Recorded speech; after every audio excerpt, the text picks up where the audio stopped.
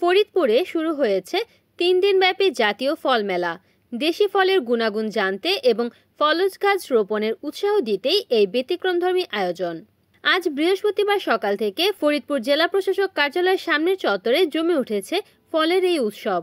ফরিদপুর জেলা প্রশাসন ও কৃষি সম্প্রসারণ অধিদপ্তরের উদ্যোগে আয়োজিত এই ৩ দিনব্যাপী মেলার প্রতিপাদ্য দেশি ফল বেশি খাই, আসুন ফলের গাছ লাগাই।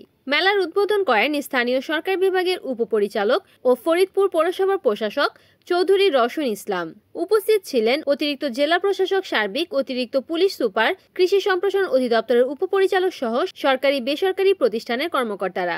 আয়োজকরা জানান, মূল লক্ষ্য দেশীয় প্রজাতির ফুলের পুষ্টিগুণ সম্পর্কে জনসচেতনতা বৃদ্ধি ও ফল চাষে আগ্রহ সৃষ্টি করা। বিশেষভাবে স্কুল কলেজের শিক্ষার্থীদের জন্য এই মেলাকে শেখার প্ল্যাটফর্ম হিসেবে ব্যবহার করা হচ্ছে। মেলায় প্রদর্শিত হয়েছে নানা প্রজাতির দেশি ফল, ফলজ গাছের চারা এবং ফল চাষ সংক্রান্ত সচেতনতামূলক পোস্টার।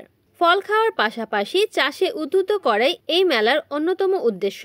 ৩ দিনব্যাপী এই মেলা প্রতিদিন সকাল 10টা থেকে সন্ধ্যা 6টা পর্যন্ত সর্বসাধারণের জন্য উন্মুক্ত থাকবে।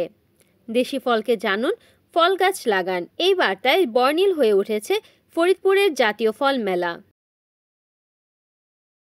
রিপোর্ট করেছেন ফরিদপুর প্রতিনিধি শরীফুল ইসলাম, NN টিভি।